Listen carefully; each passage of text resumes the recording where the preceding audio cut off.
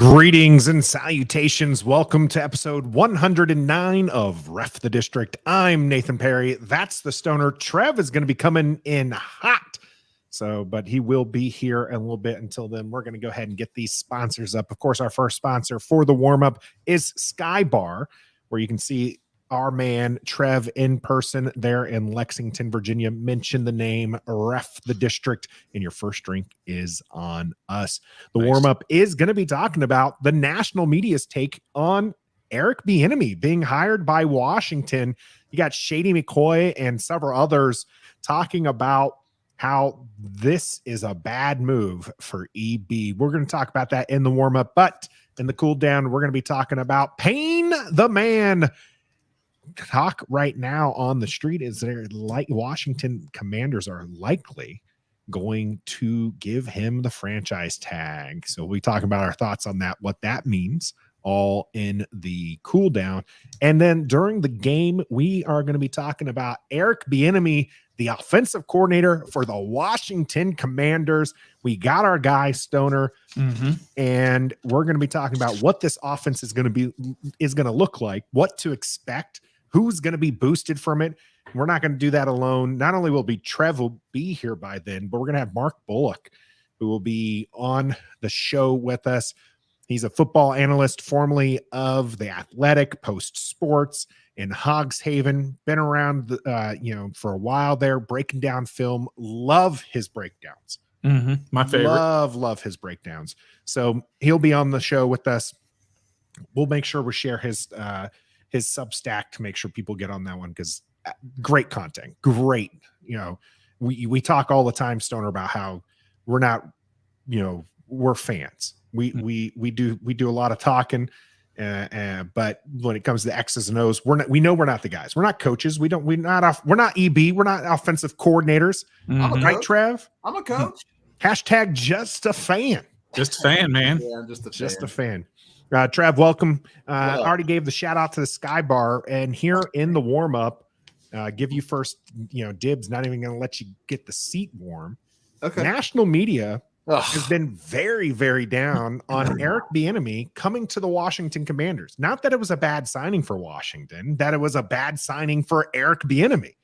What do you make of the comments from LaShawn McCoy, Acho, and quite a few others on the national media scene talking poorly of the Washington Commanders state, and Eric Bieniemy really taking a step down to come here? He took a step up personally. And unless anybody is in Eric Bieniemy's circle, like Aaron Rodgers said last week on Pat McAfee, unless you're in my circle, shut up. And I mean, that's what it is. McCoy, you played for him. Maybe you felt that way personally because of something you and him got going on. You're not saying that part. Emmanuel Acho, you're just mad because your NFL career is over. You have nothing else to do but talk a bunch of junk on FS1. You made a move from ESPN to FS1. You want to talk about that? I don't think you do. So just mind your own business, bro. Unless Eric has come out and said that he feels this way or explain the reason why he took it, which we'll all find out tomorrow at 11 o'clock at his press conference. He should put all this to sleep with what he says tomorrow. Mind your business. I mean, you've got former players who play with McCoy or also in the Chiefs or on the same time, whatever, are defending Eric Bieniemy. So McCoy and Acho just need to chill out. Unless you know personally from EB's mouth why he took this spot, don't say anything. It's not a lateral move. Pay attention. He got a title. He's assistant head coach. Never happened. He got a pay raise. He's in complete full control of calling the offense, but not only that, but building the offensive staff to help him be a successful offensive coordinator and assistant head coach. Who knows? Maybe him and Ron have talked about something behind the scenes that Ron might leave or whatever, and he could take over. Maybe they have other info that we don't know. This whole thing has really pissed me off once it got hired. I mean, that's just my take. I got bad news for you. What? I completely disagree with everything you just said, Trev. God. All right, well. I do. I do. Because number one, these guys get paid to give their opinion. Okay. Let's just take, for example, LaShawn McCoy. Okay. Sean McCoy gets paid a lot of money to give his take and to probably give some controversial embellish a little bit. Of course. But that's his experience. His experience was he did not like the way Eric Bieniemy coached. Right. And that's his experience. Right. Excuse me. Did he say anything to the effect of this is not going to work? Or did he say he doesn't agree that this is a good move for Washington because that was his experience? Let's see if I can pull in the same manner that other guys have come to Eric Bieniemy's defense. That's their opinion as well. That's their firsthand experience. Now, if they are going to say that Eric Bieniemy is going to fail, that's a little different because now they're kind of getting out of their lane. But if they just say, I don't think he didn't call the pass plays is what LaShawn McCoy was saying. He never called any of the pass plays. He didn't even talk with the wide receivers. That's the things that he was saying. Well, that's what his experience was. He was there for a short amount of time. He's a running back. Right. But he gets on this show. He didn't kind of come out of nowhere and just say something. He's on a show. They asked him his experience and what his take was, and he gave his opinion. Now, again, it might have been a little embellished. So in that respect, I understand what they're doing.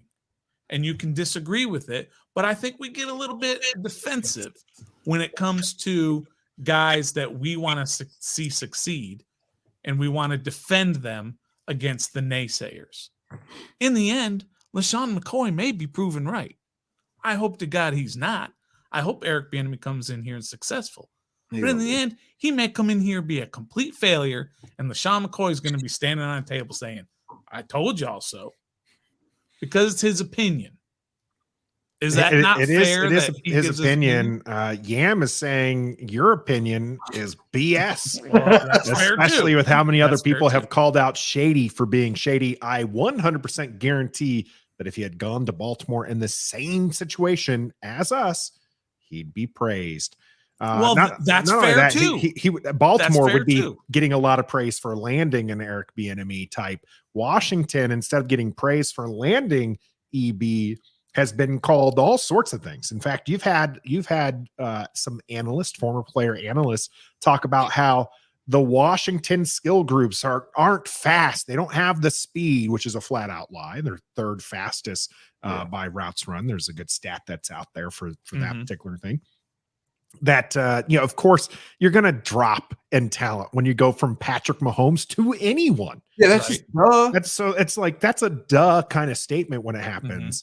But it is kind of, like you said, Stoner, people coming to the defense of Washington were fans of this team, and it feels like the franchise itself is being attacked when these come in there. And a lot of people are feeling this way that Trout mentioned, and I think also Michael had it up here as well.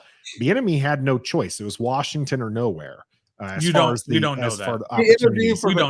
The interview for the head coaching job at the Colts during the latter part of the season, so he had opportunities out there. Let me ask you this: if Washington did not offer the job, right?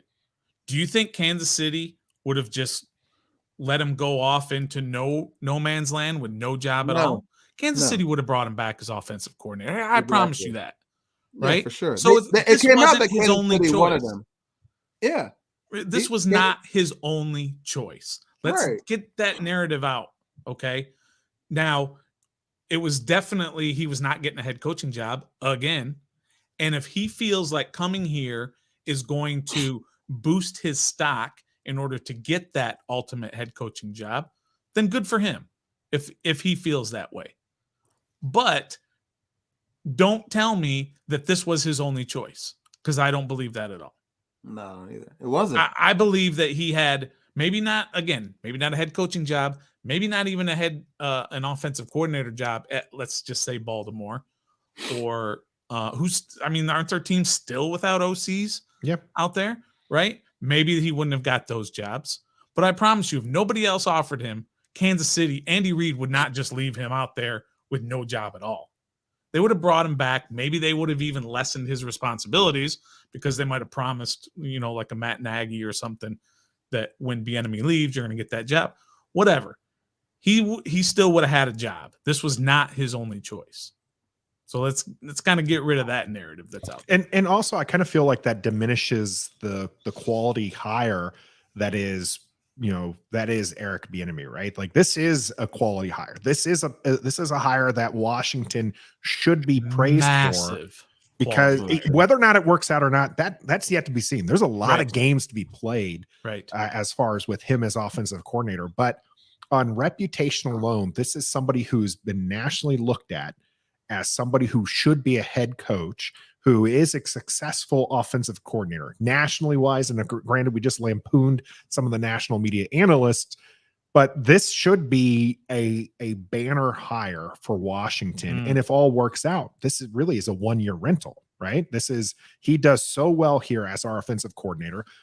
Sam Howell, looks like the next Patrick Mahomes, and he's going to get a head coaching job somewhere else, right? Like that's the ideal situation for Eric Bieniemy, and that's why he came here. He's the assistant head coach. He's the offensive coordinator. He's going to be bringing in his own people, as interviews have been happening all the way around. Let me ask you this, Nathan. What is the ideal situation, or what is the ideal how this plays out for the next year for Eric Bieniemy? Trev, what's the ideal? We make the playoffs, and give me a record. We go 11-5. Realistic game. Realistic. Yeah, realistic. 10-7 at best. Okay, 11-6. 11-6. I mean, that's. We won 8, bro. It's only 3 more wins, dude. Right. I do think there's a lot. I mean, there's too much. We'll definitely get to see some predictions. Okay, but I'm just asking what the best case scenario is. Yeah. So I don't even think the record is as important for him particularly. This team could go, 5-12. I know, but I'm asking for the most positive, realistic situation to come out of next year. We go 11. I think probably 10 most positive. Yeah. Well, you said realistic because I was like Super Bowls be the most positive, 6, bro. I think 10-7 is probably okay. And then let me ask you this: does that propel Eric Bieniemy to a head coaching job? No, because that's what I'm saying. I think if it does, it's going to be with this organization, because I really don't think that we're giving this man this title, total control, a pay raise, a multi-year contract just for 1 year and have him go be head coach somewhere else. Maybe we don't know it's a pay raise either. We have no idea what he made in Kansas City. We have no idea what he's making here. They said it was a pay raise. Who said? It was reported it was a pay raise. Nobody knows assistant coaches' salaries. They don't have to be made public. From Kansas City, you got a pay raise. No, but they said from Kansas City it's a pay raise. We don't know that. That's what I'm saying. We don't know what he made in Kansas City. We don't know what he made here. You're gonna have to show receipts on that one. Right, pull that one up, Trev. Yeah. Anyways, Stoner, what are you trying to get for here? Because to me, I'm agreeing with a lot of our commenters here, who I'll name out in just a little bit, but their focus is on the offense. Kind of what I said. I mean, if the offense is successful, this team will be successful. What do you think about a top 15? A top, is that good enough for him? To a top 15 offense, which honestly probably wouldn't be that hard to see that kind of level of improvement. I mean, the offense was abysmal last year. If they score 27 points a game, do you think that that's enough for him to 27? 27 I mean, points you're going to the Super Bowl, they score 27 points a game. That's a ridiculous number. Kansas City, I think, averaged just over 29 points this season. That's 27 is an insane number for this 25 points. How about that? Let's get to 22. They can't even score 20 right now. So I'd say we scored 26 in the last game of the season. Now, average. Come on, that was average. That was not typical for Washington. Okay, but kind of my overarching point here is that I'm still stunned. First of all, that he is making this change. I know everybody wants to put the whole spin on it and say he's in charge of the offense. He's running everything, which he didn't do in Kansas City. He's getting the assistant head coach title, which probably means more money, but we don't know that. But probably just title alone should get you more money than you were making before. It's a promotion. Okay. But I still don't see how when next year you're going to have a new owner and a 10-7 record with this group of folks, I don't think everybody keeps their job.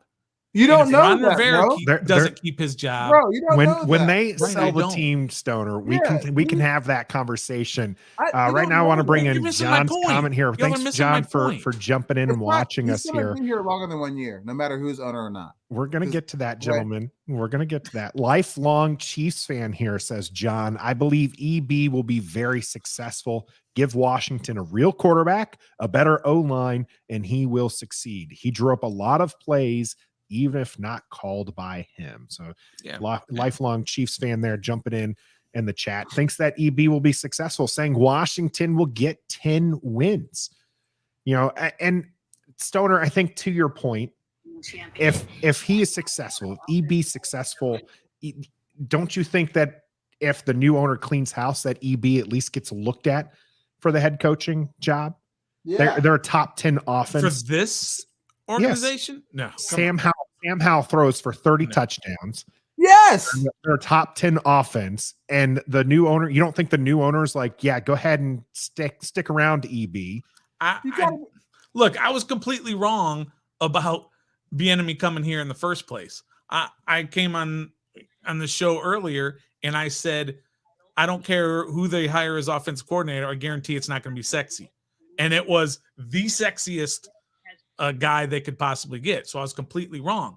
But I don't see how somebody blows out an entire coaching staff except for one just because he had some success on offense. I just don't see that happening. It looks like Trev might have the stats ready for you. It's more than just success. If that success takes us to the playoffs, the new owner sees that, you really think it's going to be like, you know what, that's great. But let's go get this person over here who's, you know, you think we're going to do that so fast? Yeah, I do. I mean, Dan Snyder did it, okay? Dan Snyder came in here and bought this team. Not every owner is Dan Snyder, bro. I know, but I can give you a bunch of them. Jerry Jones did it when he bought the Cowboys. He got rid of Tom Landry. Are we forgetting about that? Yeah, he got rid of the most iconic coach at that time, probably in the history of football, other than the Packers dude, Lombardi. We ain't the Dallas Cowboys. Okay, but Washington did it. I'm giving you example after example after example. A guy comes in, right? And if you aren't just, going crazy and having an incredible season, then he's probably going to bring in his own imprint on this team. And they're not going to get rid of everybody except for one guy. Stoner. I just don't believe that. Stoner, we win a playoff game, something that hasn't happened in 30 years. The owner's going to be like, go home. Well, that's different. Now you're talking about going to the playoffs. Now you're going way beyond what this organization has done. I'm asking for realistic. It is. I don't think that's realistic. Oh my God! All right, at this point, we got a long way to go. Trev's got his receipt there. All right, what's your receipt, Trev? Josina Anderson, 5 days ago, reporting what's happening with Eric Bieniemy going forward. And breaking at this hour, I'm told that two-time Super Bowl winning champion and now former offensive coordinator for the Kansas City Chiefs, Eric Bieniemy, will be joining the Washington Commanders as assistant head coach and offensive coordinator on a multi-year deal per a league source. This, as Bieniemy has earned a significant increase in both title and pay on his first multi-year deal as a coordinator in the National Football League. Ready, Trev? I got mine to counter that. Ready? Oh, goodness. Here it comes. Ready? How'd you know I was going to have a receipt? I got a receipt right here to counter that. Yeah, this is dumb. Multiple reports are coming out of Washington. Oh my God! That, I knew this was. There is no way to find assistant. I didn't say the exact salary. number. So yeah, she reports that it's a raise. We don't know. It is just a 2-year deal. I saw some people questioning that in the chat. Now it's not uncommon for offensive or coordinator positions to be smaller years and years for those deals because the idea, especially with someone like Eric Bieniemy, is he's going to be a head coach, right? Like this is one of the reasons why he's been on like 1-year deals with Kansas City, is because it's like, we'll have you here for a year, but we expect you gone in a head coaching job, right? So you don't want to put him in a multiple year contract. I would expect EB to be a head coach somewhere within the time frame that he has a contract here. So that'll be pretty interesting. Appreciate everybody in the chat right now. We got Yam, we got Whoa there, we got Michael, Gus, Bus, Doug in the house. EP was in there earlier. Alcatone, Graham, Z, John, as I mentioned earlier. Billy is in here as well. Trout, we mentioned a comment from TJ as well. Let us know what you think about this hire from there. We started this conversation with the national media kind of lampooning Eric Bieniemy coming to Washington, not again because it was a bad hire, but because Washington's a kind of a bad team, essentially. And, Strav, you kind of mentioned a lot of players did come to the defense of EB, and a lot of players are clowning Shady McCoy for his comments. And Lewis Reddick actually today even brought that up, was just like, this isn't a guy who played for him very long. This is a guy who got benched. They shared his stats on screen, and it was not very pretty for his time in Kansas City. One of the things they talked about in that Stoner is Lewis did was that the kind of coach that Eric Bieniemy is, and we've shared, there's video, the NFL shared a video with this as well, is he is an old school coach. He is a coach that's going to get on you. And you see this interaction with the NFL video of him working with Adrian Peterson and getting into Adrian Peterson. Adrian Peterson's like, yeah, we might be cussing at each other one moment, but then we've got a job to do. We're going to go back. We're going to get back to it and fix the problem there. So what do you make of EB as a coach, Stoner, if that's the kind of style he brings? Yeah, he's definitely a no nonsense. You better know your stuff. I'm going to get in your face. I don't care who you are. I don't care if you're Adrian Peterson or you are, at the time, this kid named Sharkhandrick West, who ended up becoming a solid running back for Kansas City for a few years. It doesn't matter who you are. He's going to get in your face, and that rubs some guys the wrong way. For most guys, they like that. They need that they like to be pushed that way. That's how you become great, right? You take that criticism and you learn from it and you become a better player. And I think on this team for Washington, offensively, there are a bunch of guys that we know that are kind of the humble type and the type that want to be pushed. And as you're pointing there to McLaurin, I think he's perfect for Eric Bieniemy. I think Jahan Dotson is the same way. I think Brian Robinson. And most importantly, I think Sam Howell is that type. He's not a flashy, in-your-face, I'm the guy type of player. And I think that's great. I'm not going to say who I don't think it's good for.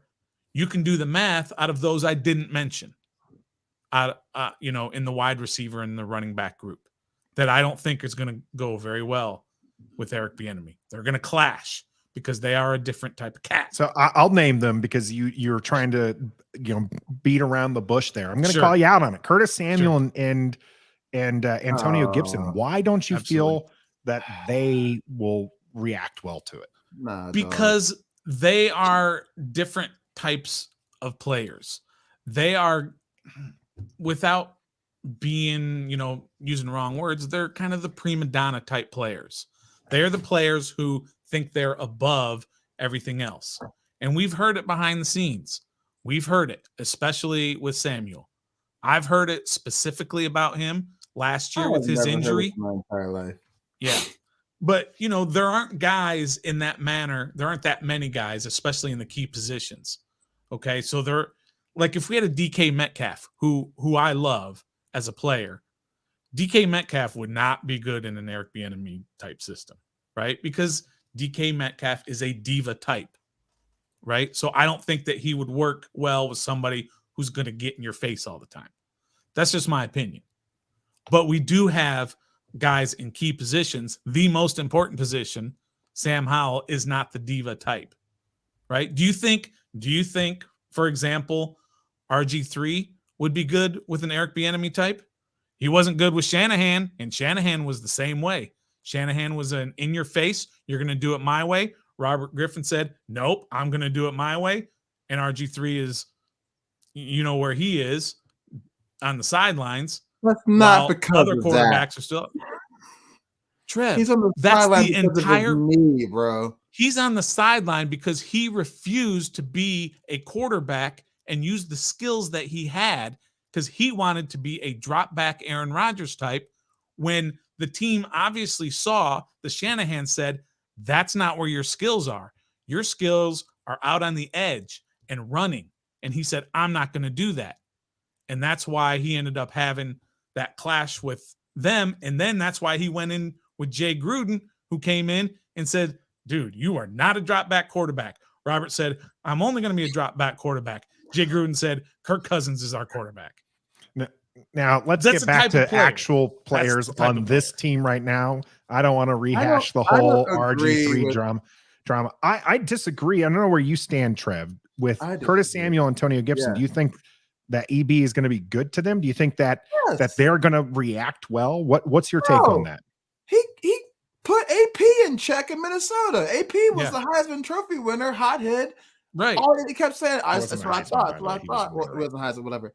But he was a productive running back, like hothead, like I'm flashy, like that's what I thought. That's what I thought. Sorry, don't get on me. That's what I thought. Heard in the video, and he put him in check. You never Adrian once Peterson saw does not have that. Curtis that Samuel flashy never type of once showed any of that flashy, hot-headed I'm a diva thing, at least in my eyes, at all. And if he did, it's because we had a person named Scott Turner who probably didn't care. Okay? All right, I'm just So saying. it's nice that we have Ron Rivera as a disciplinarian at the top, and then right below him we have another one like a disciplinarian junior. I was about to, and I think that's the main love point that, that I would want to because- make, Trev. yeah, is because, that this is EB has the same coaching style that Ron Rivera has, yeah, right? They're old Do you school think coaches. that's They perfect get- for everybody on the team? I might think be that- everybody's gonna I be in think love that with to that. say players Curtis that you Samuel and mentioned, Antonio Gibson and aren't going to Gibby, react are you well to it, then they wouldn't Yeah. have been reacting well to it the last 3 years. They finally have somebody to They had push Scott them. Turner Scott Turner only cared about coaching Taylor them. Heineke. That's Yeah. it. Yeah. Yeah. And they could they just didn't- kind of he do didn't what they care. wanted. Exactly. So now they can't do that, which is probably what they want. You really think come on, Curtis? Let me just say Samuel? this. His roommate, bro. Come on. Let me just say this, okay? There are guys who don't like EB's style, okay? Just like there aren't guys who like JDR style, People right? don't like There are Rivera. guys who didn't JDR like is him, one and the same as TJ points out here. Yeah. right? There are guys who didn't like his style and don't excel in JDR's system because whatever coaching, okay? But in the instance, you can't tell me that there's going to be 22 guys or 25 guys, whoever is ready on game day on offense, that all love Eric Bieniemy and are all becoming better players because of Eric Bieniemy. You wanna There's know going to why be I a think couple so? of guys You who want to know don't. why I think so? Because they're all under the age of 20, 28, and that's it. They're all young. They're still high. We don't have the William Jacksons who's been a veteran who can be a diva and whatever. We don't have any other veterans like that on our team. Our team is so young. They're ready to adapt to what they're probably used to in college and high school before they got to the pros.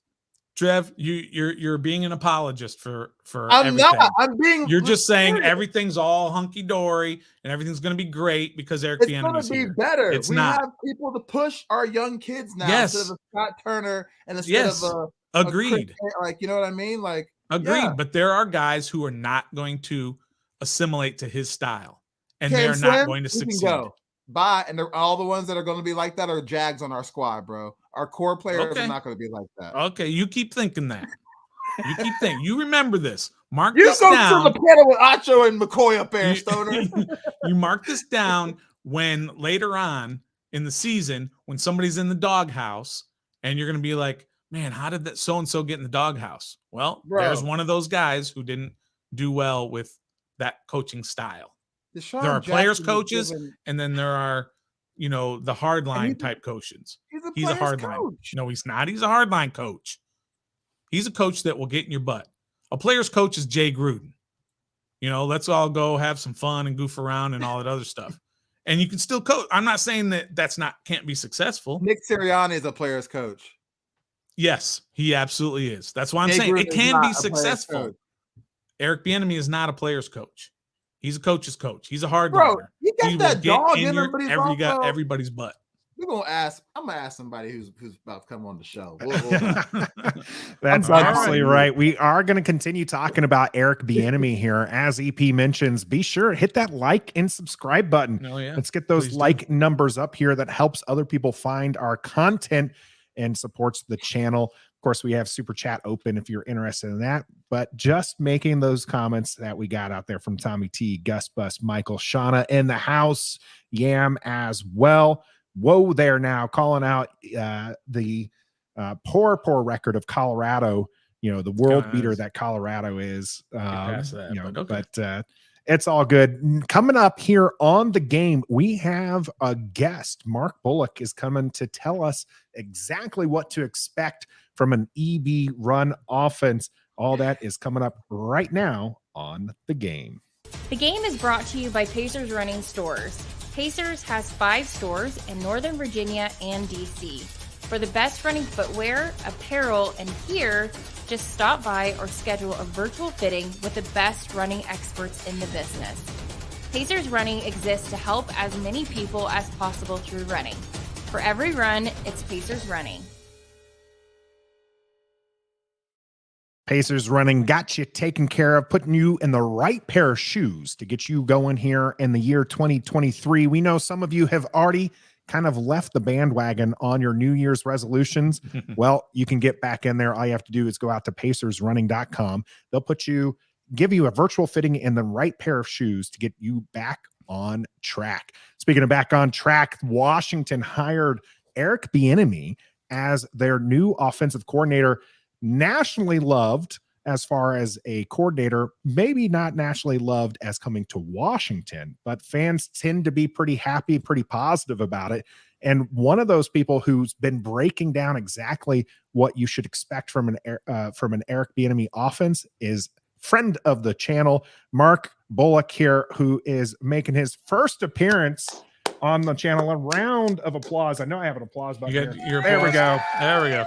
There's the applause button. Mark, we appreciate it. We know it is a little late there for you, but we appreciate you joining us here on Ref the District. So much so, we're going to give you the big screen here. Oh, Yeah. Now, Mark has a Substack that I just, for some reason, clicked off of, so I'm going to bring that back so that way I can get there. Mark, you used to be with The Athletic, Post Sports. You used to, I remember you all the way back in the day from the Hogs Haven, even before you were doing full-time content for them, and you were just kind of commenting. We appreciate you jumping on. You're one of our favorites when it comes to content here. So let me go ahead and put in there, show the Substack here. Make sure you go out here and subscribe to it because he has some great content. I know you're going to bring the heat for us today. Mark, what do you think about EB coming to Washington?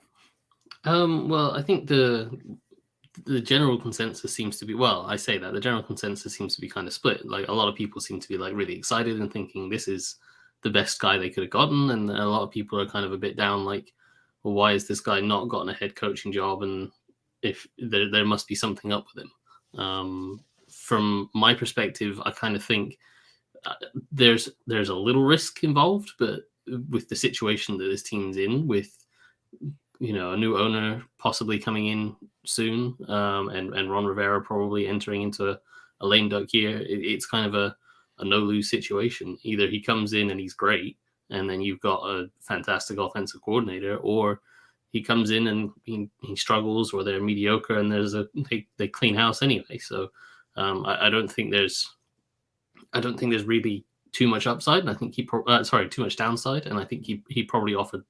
Well, he definitely offers by far the most upside of any of the guys that they talk to. Absolutely. Well, looks like my two friends here are just dumbfounded to have you on here. I didn't know You realize the it's order. like 2:00 in the morning for this guy. He's the one who has the right to be sleepy here, Stoner and Trev. All right. Trev, you got one now? Mark, for those who don't know, outside of the general, he's won 2 Super Bowls. He coached Pat Mahomes. Who is Washington getting in Eric Bieniemy as offense coordinator and total control of the offense this season? Yeah, so they're getting there. I mean, there is some question about that, because obviously the main reason he hasn't got a job is people think that Andy Reid runs the show over there, and it's all Andy Reid and it's all Patrick Mahomes, and like those guys obviously play a big role in the success the Chiefs have had. But everyone very much openly talks about how much of a role that Bieniemy plays, and he might not necessarily call the plays. He probably more relays the plays as Andy Reid calls them, and then Bieniemy is the guy that's actually in Mahomes' headset, and he's the guy that's saying this is what the play call is. And but Bieniemy works hand in hand with Reid, and they create game plans together, and they. I think the strength of the Chiefs offense, when you kind of tear it back and you see that, you know, there's obviously the greatness that is Mahomes and the stuff that he can do off script, and Travis Kelce is fantastic.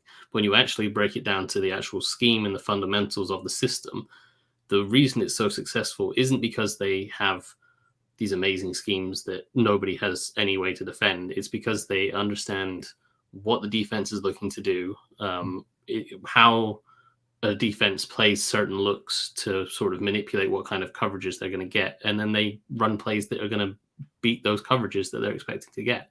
And that comes down to detailed game planning. And from all accounts, Bieniemy has a huge, huge role in that. So that alone, if he can transfer that kind of structure to Washington, even if he's not this kind of magic play caller that sets things up perfectly every time that Andy Reid kind of is, like, even if he's not that, if he's providing that structure of, we know on 2nd and 6, we're going to get quarters coverage from this defense. You run a quarters coverage beater, and more often than not, you're going to be successful doing that. So that's the kind of thing that I think makes this offense, or makes the Chiefs offense, successful. And that's the kind of thing that I think can translate to Washington. Mark, let's get down to a little bit of X's and O's if we can. And which is out of my comfort zone. These guys will tell you I'm a sniff test kind of guy, right? If I look at something, I'm like, did that work? Cool. Do that again. You know, I don't usually get to it, but you specifically have converted me to an X's, or to pay attention, pay more attention to X's and O's, because I go to your stuff, to your Substack all the time to check out what you have to say. And in your most recent post, you were talking about how his offense can really help Terry McLaurin. And Terry McLaurin, you know, as we know, doesn't really need a whole lot of help because he's already a top 10 to 12 receiver. Yeah. What can they do schematically to help Terry McLaurin become an even better receiver? So I think one of the kind of big criticisms that we kind of all threw at Scott Turner last year was there was long stretches of games where Terry McLaurin wasn't getting targeted. And I do understand from what Scott Turner's system and his perspective would be, is that Terry McLaurin draws so much attention. If he sends Terry McLaurin on a go route or a deep post, he's more than likely going to be doubled, or at least having a safety kind of cheat his way. And if you have that, that can open up huge spaces of the field for other receivers. And we saw that at the start of the season when they had a bit of success early on, like Jahan Dotson and Curtis Samuel were getting tons of targets because teams were just rotating their coverage towards McLaurin, and they would, you know, they'd double him and take him out, but it would open everything else up for the other two. So that was kind of Turner's philosophy, was we can use McLaurin as a decoy and kind of waste their coverage structure of, we're doubling up McLaurin, and that opens up things for everyone else. Now, what I think Bieniemy is going to do, the kind of the West Coast offense system that Andy Reid has always run, and that Bieniemy's been in for the last 10 years, is more predicated on sort of shorter to intermediate passes. So that's going to be using a lot more quick game stuff. And Terry McLaurin, as we've seen, he, like, on a simple slant, he very rarely doesn't get open. And that can be a quick 5-yard pass that he can then turn into a 10 or 15-yard gain, or even more after the catch. So those kind of quick game passes are something that I think they will look to use more of with McLaurin to kind of increase his volume. And then that will force defenses to pay even more attention to him. And then you can use him as that kind of decoy option, but you don't necessarily have to send him deep to open things up underneath. One of the examples I showed in that article you mentioned was Tyreek Hill back in 2021. They sent him in motion into this kind of bunch set, and then he ran a speed out, just a 5 to 7 yard speed out. And he got 2 defenders, both jumping down towards him, and that vacated a big space down the sideline. And another receiver ran a deep corner route behind it, and there was nobody there to guard it. So I think you can use McLaurin's ability underneath to kind of draw defenders up and create space down the field for other players like Dotson and Samuel and whoever. So I think that's the kind of way that Bieniemy is probably going to go about it with McLaurin.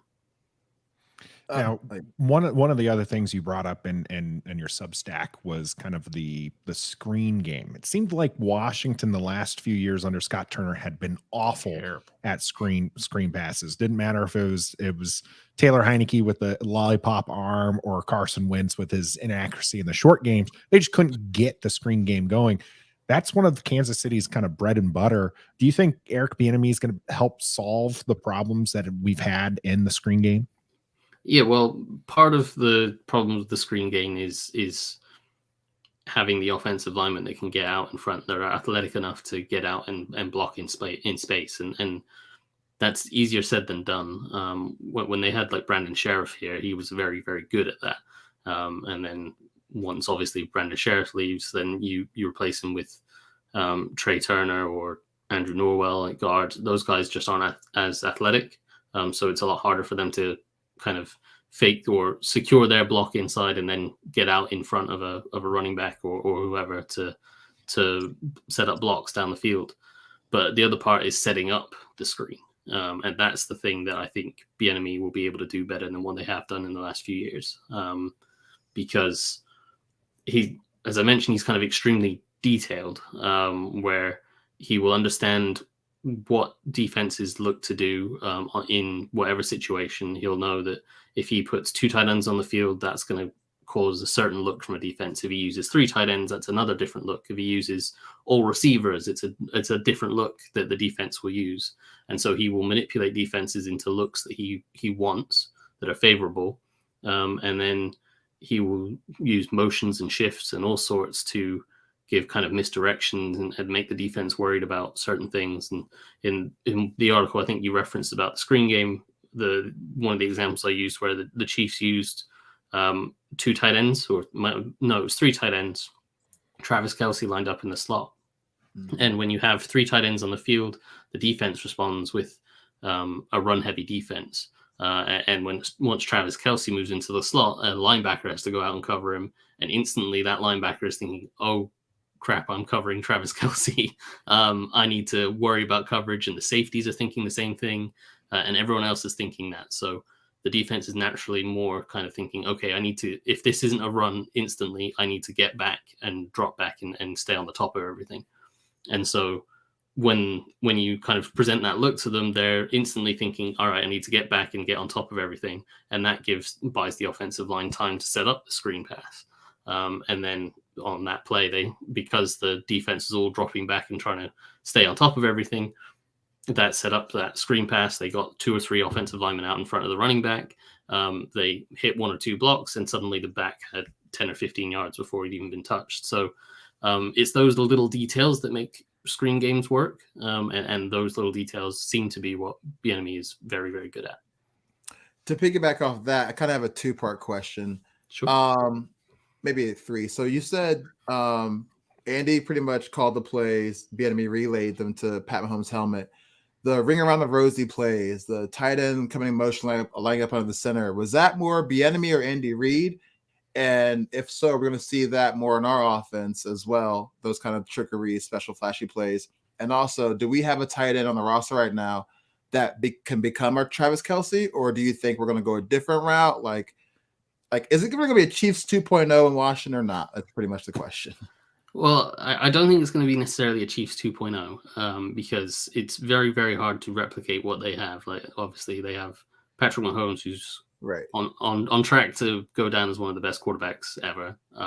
Travis Kelce is also on track to go down as one of the best tight ends ever. So that's pretty hard to replicate. And Washington has a different set of players.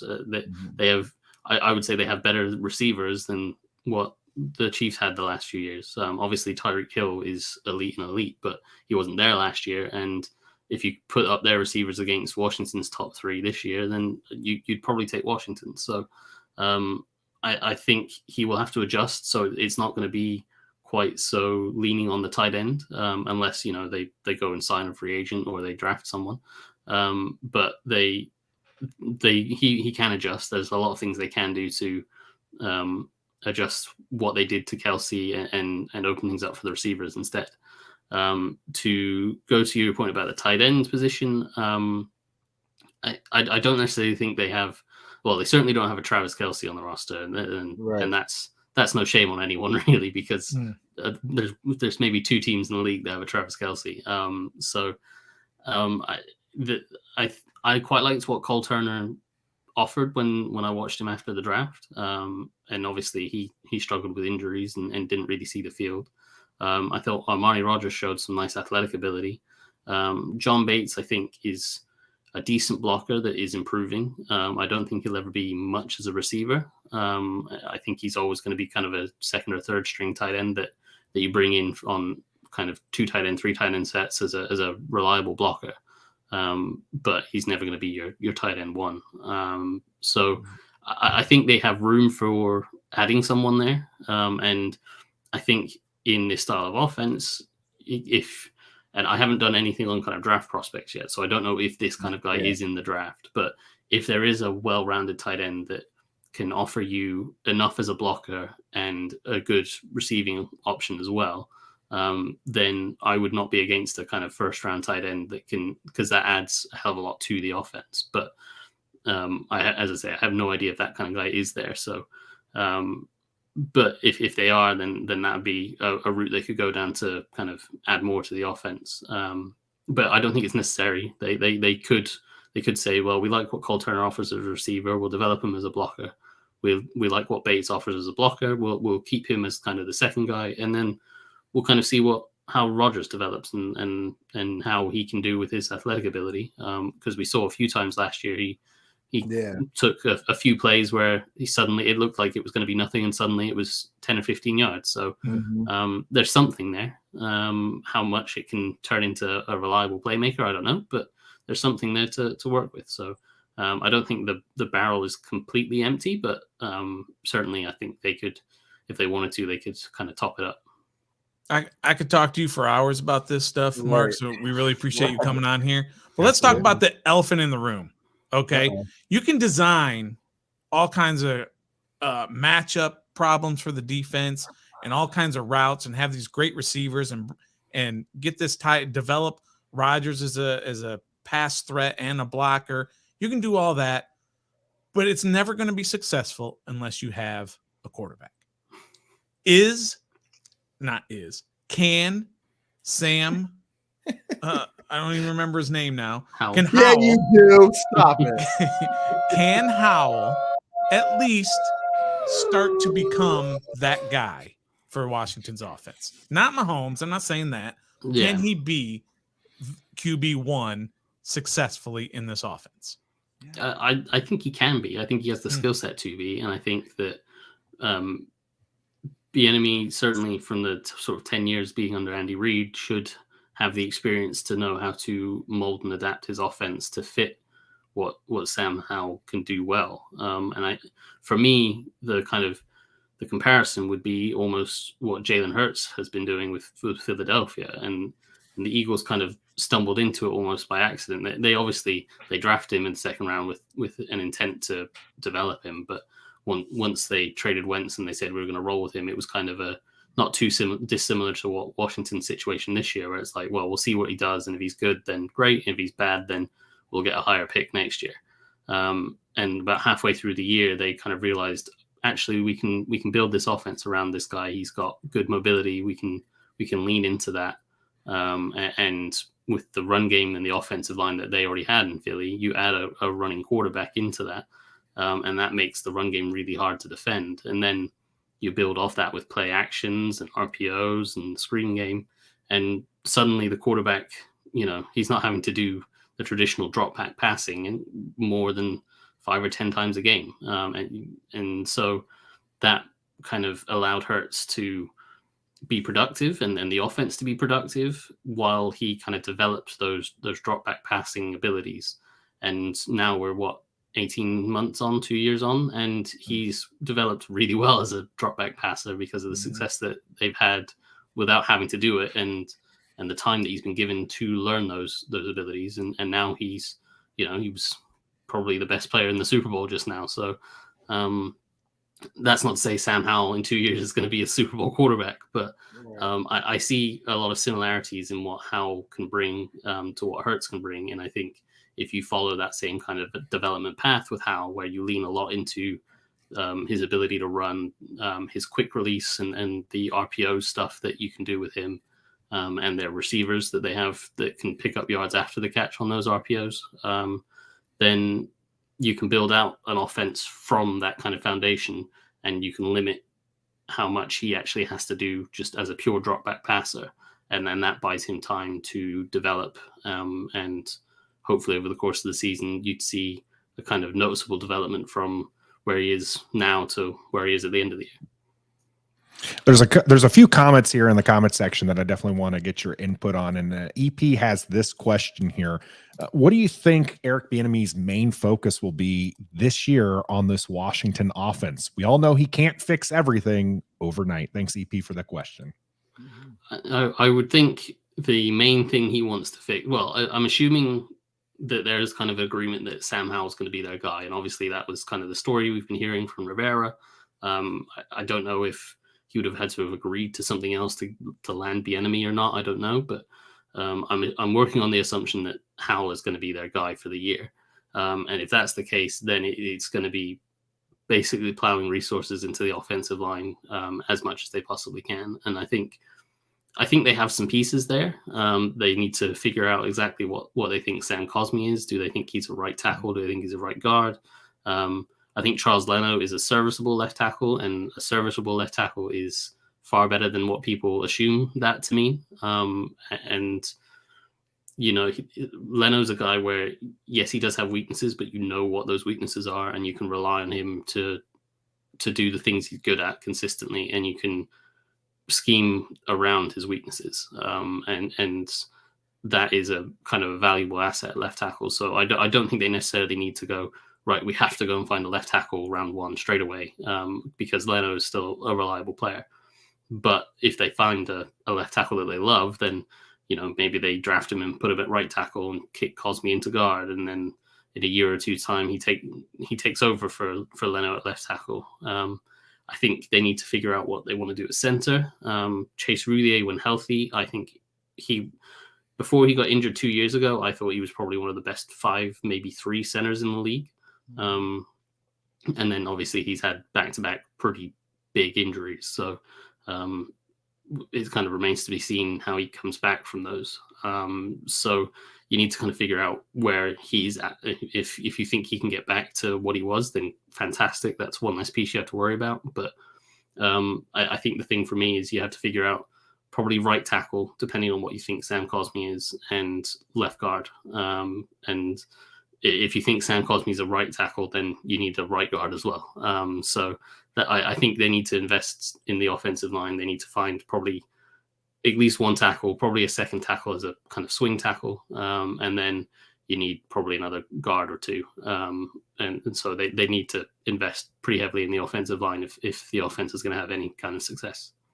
I have one more question that I get out of here because we promised you a limited amount of time. But when after, I don't know, when Martin Mayhew and Ron had that presser and they said 2-1 run the pass, and then they had all these interviews, did that philosophy change during the interviews, or they just figured that EB was the best candidate to fit that 2-1, or was that just smoke?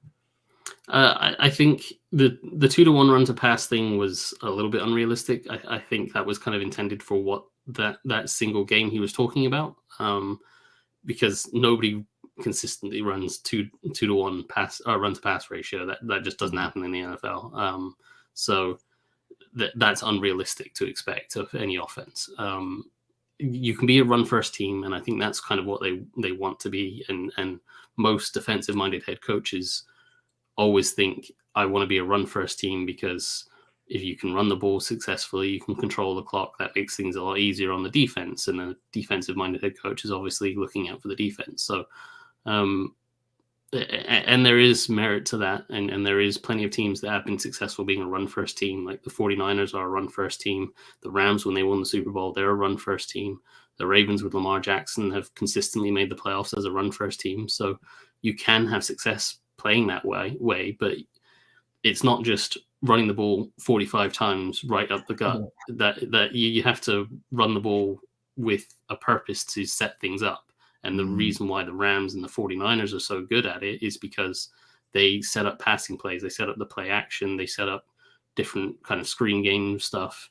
They set up a ton of different stuff from their run game. And they will have layers and layers and layers of different plays where it's, one play, it looks like it's an outside zone. The next play, it's a play action. The next play, it's a bootleg. The next play, it's a screen. And it'll all look like the same, but it'll all have layers. So that's the kind of philosophy that you need to do if you're going to go that way. In terms of Eric Bieniemy, I don't think he's going to be the kind of run-first guy. Not necessarily to the extent that Rivera would like him to be. And I think when you look at all the other guys that they kind of talked to, most of them were running back coaches or run game coordinator types. Whereas Bieniemy has been the offensive coordinator of the kind of best passing offense in the league for the last 5 years. So you'd imagine, even though Bieniemy was obviously a running back and started as a running backs coach, he has seen just how explosive a passing game can be. And that doesn't mean that they're going to pass the ball 40, 50 times a game. They can still run the ball 20 times and set up play action stuff. And as I said, with the kind of Sam Howell stuff, you can limit it to kind of 5 to 10 drop back passes a game. But you can also be doing a lot of easier passes, a lot of quick game, a lot of play action, RPOs, which are, they're technically called runs with pass plays tagged onto them, and they're just quick hitting passes. So I think that's kind of going to be more what Bieniemy wants to do. And it doesn't necessarily 100% fit what Rivera wants, but when it's the offensive coordinator of the best offense in the league the last 5 years, It'll fit. You kind of make it work. Yeah. So. Cool. Yeah. Well, we appreciate you jumping on here with us, Mark. We know we told you, 15, 20 minutes. We've gone over that, so we appreciate your time. Of course, this is Mark Bullock here, and you can catch him on his Substack. Make sure you get out there. This is great information. I shared it here in the comment section. Get out to a Substack, subscribe to it, support him. He's watching from across the pond, 5 hours ahead. Someone corrected me. You're not 6 hours ahead right now. You're 5 hours ahead. But he stayed up late to stay with these three Yahoos. And of course, answering your guys' questions, one of them being a run game one. So I'm glad we were able to get that in before you had to leave. Anything you want to leave us with, Mark, before you probably head to bed yourself? No, I mean, I try to live on US time for like the season and kind of up until the draft. And then once the draft's over for the summer in the UK, I stay on UK time. So I'm not going to bed yet, but no, I think just you kind of plug the Substack. So I'm planning on having another post similar to the McLaurin one on Jahan Dotson either tomorrow or Friday. We'll see how I get around to it, but that's kind of what I've got coming up. Is one last question? Is it football or soccer? Football. Okay. Well, I'm not going to let that be the last question. But my question, as the parting question, who's going to benefit the most from this? Like, who's going to have those kind of eye-popping stats for us Washington fans? Well, if they can protect him, I think Sam Howell benefits the most because they're adding a coordinator that should, in theory, understand how to set him up to be successful. And the whole offense is predicated around being understanding what the defense is going to do and calling the plays that are going to beat those coverages and what have you. And obviously every team tries to do that, but nobody does it better than what the Chiefs have been doing.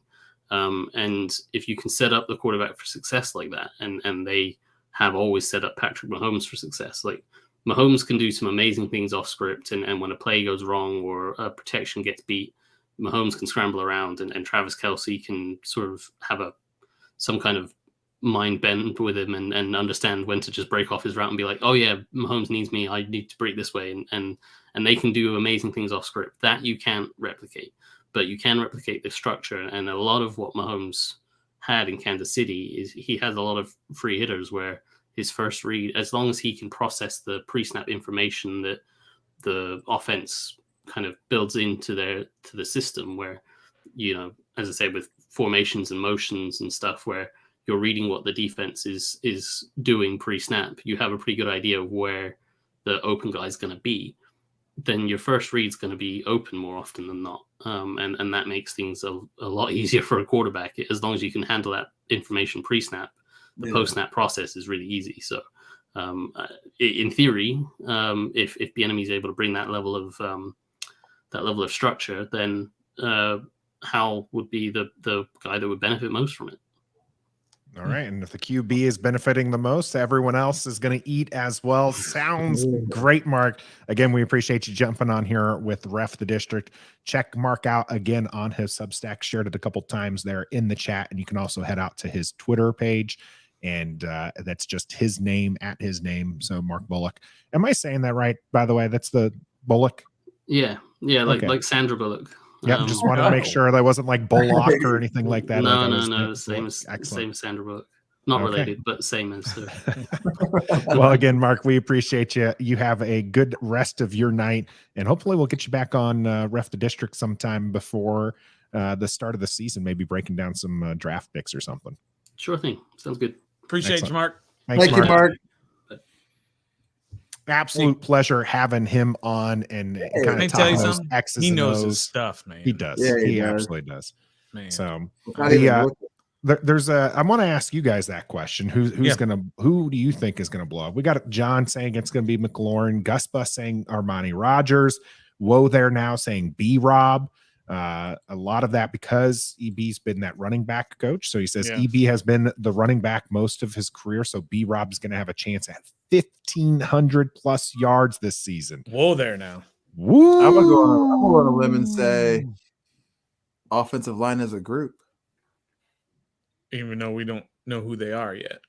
Yeah, or But who just the as a coach group. is. Matsko could be leaving, could get a new coach, but as a group, I mean, look, don't know how much of a hand he had in Kansas City, but a Super Bowl, Mahomes had a clean jersey, other than getting tackled from a scramble. That's against the team that came in with a historic record in sacks. Yeah, we haven't had a decent offensive line.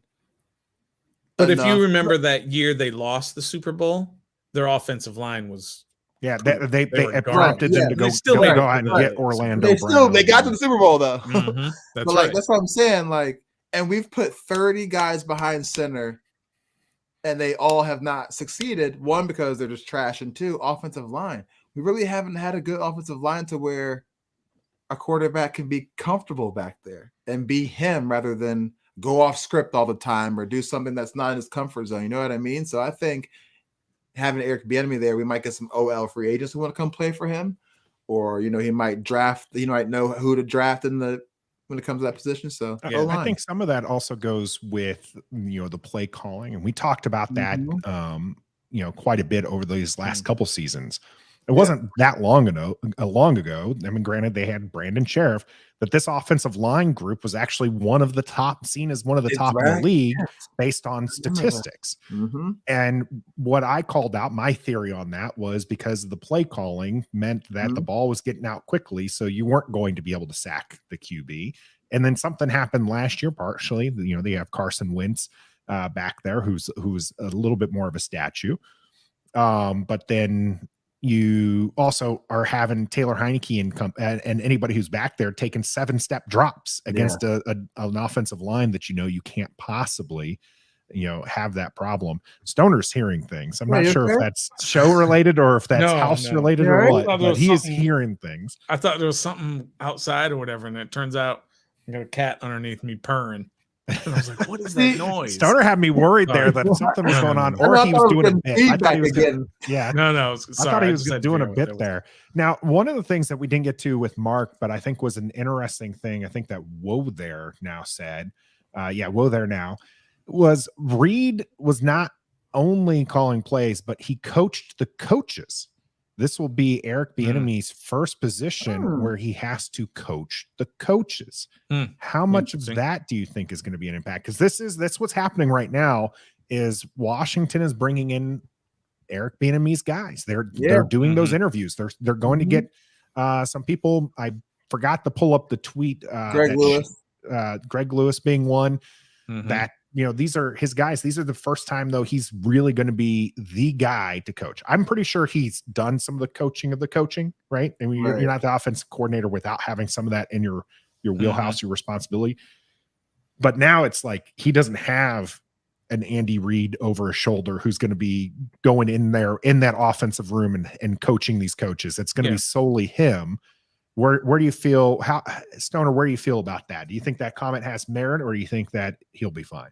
No, I think he'll be fine because he is bringing in a lot of his own guys. And if he doesn't bring in his own guys, then he's obviously evaluated those guys and gals, by the way, because as of now, Jennifer King is still here as a running backs coach. Yeah. So he's evaluated them.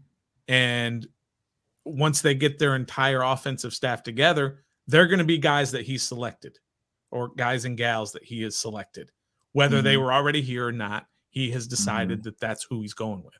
So it's going to be people that he is comfortable coaching. I do think we kind of get a little bit too caught up in that whole thing about him being offensive coordinator, who calls the plays, who designs the plays, who's responsible for this and who's responsible for that. What we know for sure about Eric Bieniemy, he is a leader of men and possibly women, right? He can do that job. I'm not worried about that.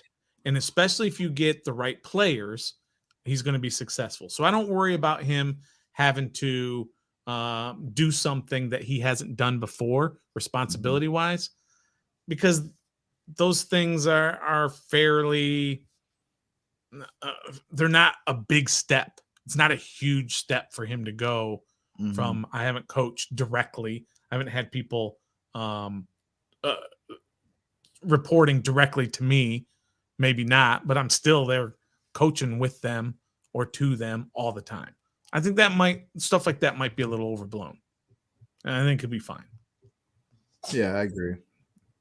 All right, sounds good. Now, Gus Bus says that Stoner must have been hearing some howls in the distance. Is that what it is? That must have been what it is. Now, Sam Howell was a big part of Mark's kind of discussion point with us, and as far as how, if Eric Bieniemy is successful here, it means that Sam Howell's going to be successful. Obviously, we're still doing their QB1 press your luck. We just talked about Teddy Bridgewater. All of us were out on him. Tomorrow is a name that people will be very familiar with. So people have a chance to weigh in on that topic as well. Who's that? But let's you don't want to promote is all you're gonna get from me for that one until the cool down. Sam Howell, if Eric Bieniemy is successful, what would be your season prediction for Sam Howell, Trev? 26 touchdowns, 11 interceptions for daggone near 3,000 yards, and we're going to the playoffs as a 5 or 6 seed. With those numbers, this team's going to the playoffs. People like to say, Washington's not a quarterback away. Yes, we are. Essentially, Washington is a quarterback away because you have a lot of the other parts. Now, of course, you need offensive line. That's a huge need. They're going to get offensive linemen. Okay, let's not try and act like they're going to go into the season with the same guys. They are going to upgrade the offensive line. Yes. It all depends on the quarterback. So if he gets those numbers that Trev just threw out there, this team is going somewhere. Under 3,000 yards, though? 26 touchdowns is great. 11 interceptions. I'll take that from a guy in his first full year. Yeah. Because I'm going based off Mark Bullock saying we're going to rely maybe on the short game a lot more rather than deep threats. And our guys can get yak, but I don't expect them to get yak every time they catch the ball every single game like for 60 yards or 70 yards more. You know what I mean? So like, and I think we have so many weapons. We're going to distribute the ball a lot more rather than just go to Terry, go to Terry, go to Terry. Here's Jahan. Go to Terry, go to Terry, go to Terry. Here's Curtis. You know what I mean? So I think, you know, it's a lot of screen game, quick game. It's definitely going to be a lot of quick. You know, it's going to be a lot of quick passes, especially with Sam Howell kind of. I mean, Sam Howell's very first touchdown pass was a quick slant to Terry McLaurin across the middle, and he took it to the house. So like, I think it is going to be amazing what happens when it's on target. Yeah, and, he's under 3,000. On target. Under 3,000. That one's pretty interesting to me. John is suggesting 3,200 yards, 15 interceptions, 33 touchdowns. 33. John, we're going to the chip. I'm sorry. Now John is a Chiefs fan, so you might not know this, but Washington hasn't had a QB throw for 30 yards 30 touchdowns. But 30 touchdowns rather since before Stoners was born. So like it was ages. I don't think they have ever had 30. They've had 30. Maybe you're gonna make me look it up. Maybe old Sonny had 30, or Sammy. Maybe it was Sling and Sammy had. I think 30 is their record at most. I thought it was 29, but it's somewhere around there, which is insane. 31 Stoner, Sonny Jurgensen, 1967. Yeah, that was barely the one and only. Yeah, so QB to 31, throw for 30 touchdowns. 33. Come on, man. Like we're going to the chip. Yeah, going to the Super Bowl. And the parade and everything. We would be doing pretty good. I think it's very close with this one too. With Michael, Michael's given us at least the conference championship with 4,000 yards, 35 touchdowns, 67 completion percentage. We might die on the channel. Like as we do play by play. I don't know that I'll be an efficient play by play caller if every other game I'm like every other pass I'm like it's a touchdown. Yeah, that's an average of 2 a game. That's insane. We've never seen that in our lifetime. Here are our opponents. Stoner, give me and Nathan, give me numbers based on the opponents outside of division. Numbers what? Like wins and losses? No, his stats. Sam Howell's stat. Ooh, okay. I don't know that I can. I don't know that I can do based on opponents. Just like based on who we're playing. Okay. Outside division, we're playing the Dolphins, the Niners, the Bills, the Bears, the Cardinals, the Patriots, the Jets, the Seahawks, the Rams, the Broncos, and the Falcons. Oh, we're going to now realistically, huh? Yeah, we're going to the chip. Oh yeah. I still my stats are the same because I think yours are very reasonable. I think yours are reasonable. What would your stats be? We got some eye popping stats in the comment section right now, but what are your stats? What do you got?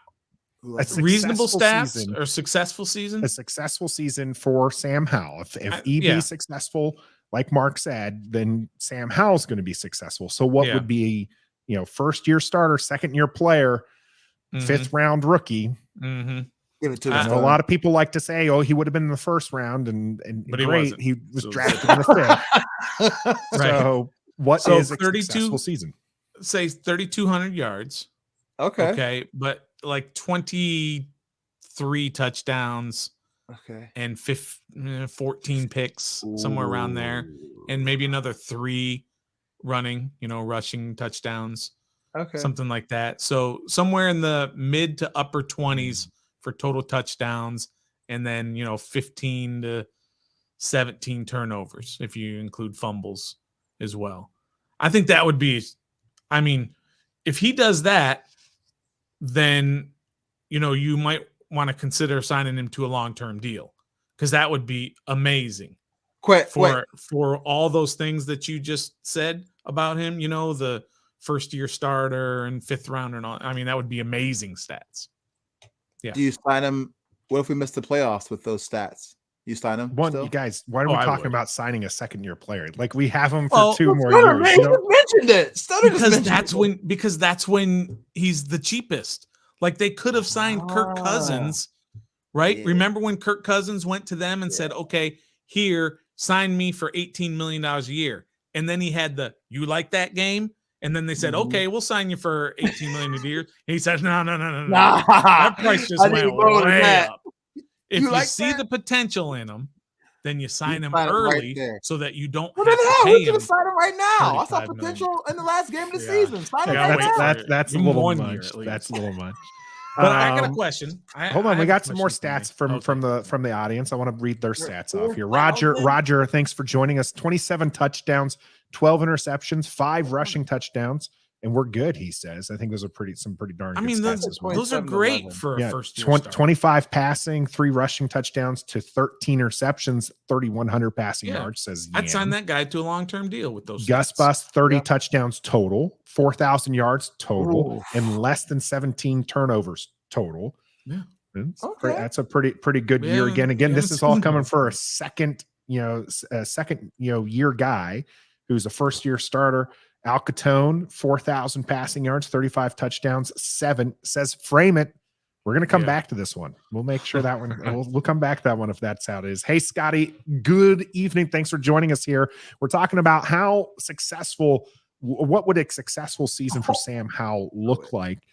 For me personally, I think you guys are kind of right in there. I think if he throws for close to 3,500 yards, he hits the mid to upper 20s as in total touchdowns, and he stays around 15 or under in total turnovers.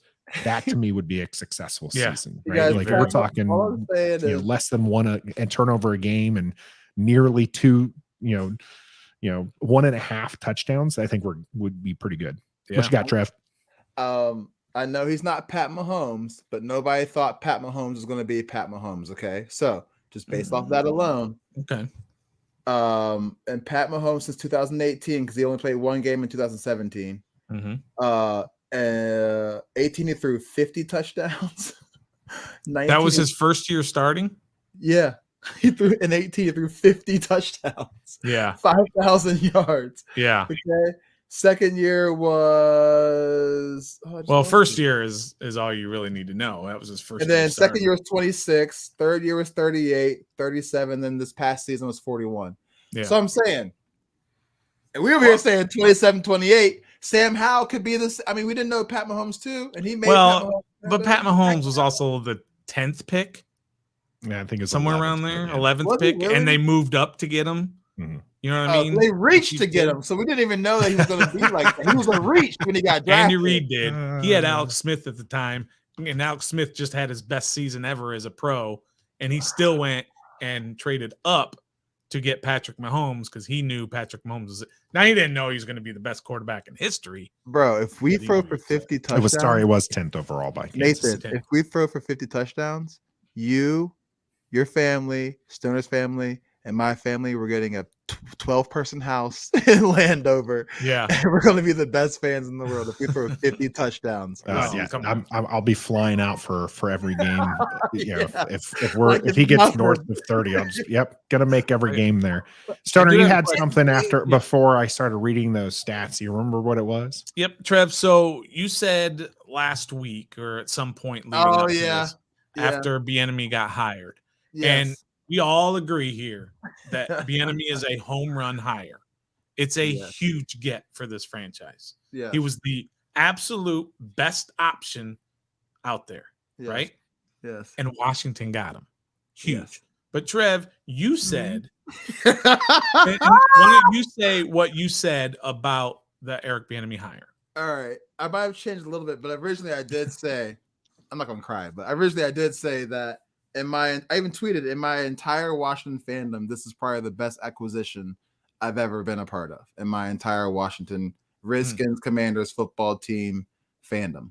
I've been a fan since I was little, but when I say fandom is when I started paying attention to the game and to the players and the rosters and listening to beat reporters and stuff. So yes, in my adult Washington fandom, this is the best acquisition we've ever had and I've ever witnessed. Okay. And that's fair at this point because you can look back at all those other ones and see how they didn't even work. I was but at the hindsight time, into play there, sure. Yeah, hindsight, because this one, may fall flat on its face just like the other ones did. But what about, and I'm going to I went and looked it up in your adult lifetime. What about when are we going back on? I'm going back to 2002. 2002. All right, So I was Trev, you're what? 15. Yeah. I was 15. Yeah, I was 17 at the time. All right. Steve Spurrier. I remember Steve that. Spurrier in. That was a big deal. It was, yeah, but I was like, okay, he's college. I It's mean, he cool. won a championship. He had Yeah. 2 Heisman. No, he only had the 1 Heisman Trophy winner. He was a Heisman Trophy winner. He coached Danny Werfel. I mean, they were the greatest thing. They went into Tokyo and beat somebody. I think The old 40 to. That's probably 10 the or thing that something. I remember most was going undefeated in the preseason and thinking this is gonna be the season. I don't think I was as high on him as a coach until the preseason, and I thought, okay, this is it. We're gonna make it. So 2004 was the Joe Gibbs 2.0. That was probably the biggest thing. I remember Sean Taylor in that time too, but I don't remember Joe Gibbs being the coach. I was a junior in high school, so I was a fan, but not like I am today. So okay. But you didn't know also, like with Sean Taylor, I didn't put Sean Taylor on the list because you didn't know Sean Taylor was going to be Sean Taylor. No, and I didn't know Joe Gibbs, what he did, really, because I was too young when he won the chip with Doug and everything. So like, what about the trade for Clinton Portis? No. I was not happy with that. I still have a Champ Bailey jersey. Champ Bailey. I was a big Champ guy, namely because my green is what my favorite. That's like the one jersey I'm really missing. Is a good Redskin Darryl Green jersey. He's my favorite Redskin of all time. And I thought Champ Bailey was going to just take that mantle. Like I thought, we've got it set. And Champ Bailey, Hall of Fame, cornerback that we gave away for good running back. Clinton Portis was good for us, but he wasn't Hall of Fame good. So I was a little bitter about that one. And you're right, I didn't know Sean Taylor was going to be, that kind of So acquisition. that was 2004 when they got Clinton Portis. In training camp 2006, Clinton Portis ran a 4.26. I had no idea he was. Fast. Clinton Portis was good. 4.26. Jeez. All right. What about when they traded for McNabb? Oh, God, I hated that. I was hyped, but I wasn't like this is the best. I was like, yo, we're about to win some games. All right. What about signing Shanahan, Super Bowl winning coach, 2-time Super Bowl winning coach, Mike Shanahan? We didn't have the roster. I thought that he could do anything successful. I know, but you're bringing in a winner. Yeah. Well, so that was the thing, right? Where, and I don't think I saw him as a winner. I thought that there was potential there, and it was like, okay, this is a big name coach, but it still felt kind of like a Dan Snyder thing to do. Right. And it was also, you got to remember, he left Denver in a very sour way. Like it was, true. It's kind of like Sean Payton right now, right? Like Sean Payton now in Denver. But there was kind of like a not great feelings with that, with the New Orleans, where it was just like, is Sean Payton going to be, Super Bowl winning coach? And you got to think that Shanahan, this is the other kind of knock to the Shanahan hire. He's Super Bowl winning coach. Those were very early on in his career, and then he proceeded not to do anything without a Hall of Fame quarterback. Yeah. And, okay. Like he was winning, but it was kind of like, it was the reverse of Andy Reid, right? Andy Reid was successful, couldn't win a Super Bowl, then all of a sudden now starts winning Super Bowls. Shanahan was successful and then never could win a Super Bowl, but had kind of good offensive teams. And of course, the running backs were always good with him. And this is another one that I think trumps the Bieniemy. I think Joe Gibbs 2.0 was the best. That was, again, like I said, that was when we were talking about it off channel. That was the biggest one that I can think of. I was excited about Gibbs 2.0. But here's the second one, I think. When they traded up to get RG3 in 2012, when they gave up all those draft picks and they just said, we're going all in for the Heisman Trophy winner, who was electric and had the personality to match, I was all in. I was all in on that. All in for week 1. That was the next year, but I'm just saying, I thought that was a big one than Bieniemy. That was a big one. That's fair, and I think that there was definitely moments in that 2012 season that I just remember you and I, Stoner, were talking. Like we thought we made it. Like like that run against Minnesota. Yep. Like we had made it as we finally had the guy. It didn't turn out right, but you're right. That was a huge get. Yep. And I got a couple other here. I don't think they they measure up. But hiring Jay Gruden, who was the hot coordinator at the time. Caleb brings up Josh Norman signing. A lot of people were excited about that one. I didn't even do that. Santana Moss was named earlier by Woe. Yeah, Santana wasn't Santana yet, though. You know what I mean? I agree with that. Roger brings up some hurt feelings as well. Marty Schottenheimer. Yeah. I don't think he was as big of an acquisition as like a big, like he good coach. I loved him. I didn't want to get rid of him. I can't believe, we did fire him after the one season, especially an 8-8 season where they came storming back to kind of have that. I do think this is a whole different team there.